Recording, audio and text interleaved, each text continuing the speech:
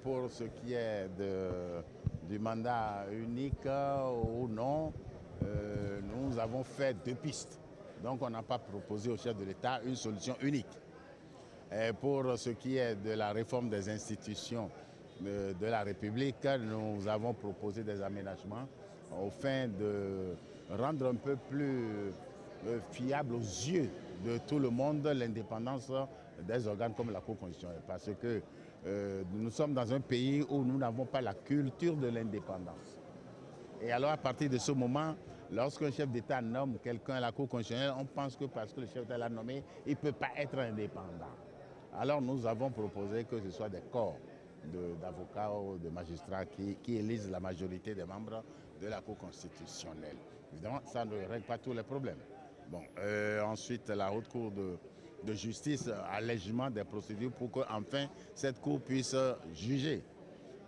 Pour ce qui est de l'immunité qui bloque toute poursuite contre des députés, on a proposé des aménagements également pour que si un juge saisit l'Assemblée pour alléger, pour lever l'immunité d'un député, et si au bout d'un temps, l'Assemblée ne bouge pas, eh bien, toute partie intéressée, soit le juge, soit la victime de l'infraction, peut saisir la Cour constitutionnelle qui va procéder à la levée d'immunité du député. Alors les points qui ont fait l'objet de débat, ça a été, en gros, c'est la question de l'équilibre.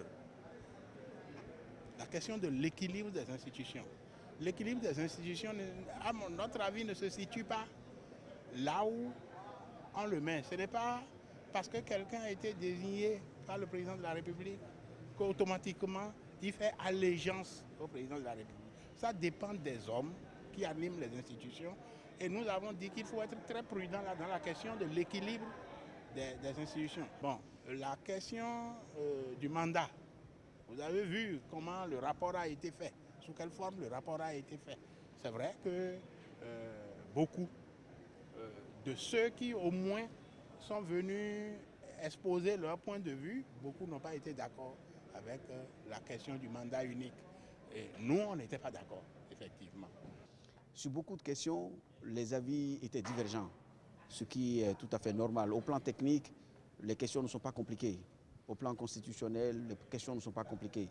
Mais au plan de leur mise en œuvre et de l'acceptation par les forces politiques que le chef de l'État a souhaité mettre dans la commission, il était nécessaire que nous arrivions à convaincre, à expliquer, à faire prendre conscience à chacun des enjeux de ce que le projet qui va être conduit est un projet qui n'est pas personnel, qui n'est pas personnalisé, qui n'est pas conçu pour quelqu'un, qui n'est pas conçu contre quelqu'un.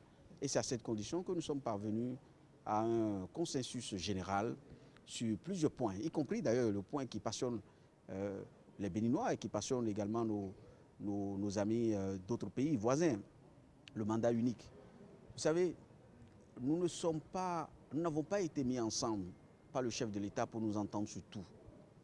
Le président ne nous a pas mis ensemble pour que, à la fin, l'opinion, tout le monde ressorte avec la même opinion. Nous sommes ressortis avec la même conscience et la même conviction que le mécanisme actuel, la constitution actuelle a besoin d'être confortée pour que le modèle démocratique béninois soit davantage une référence sur le continent.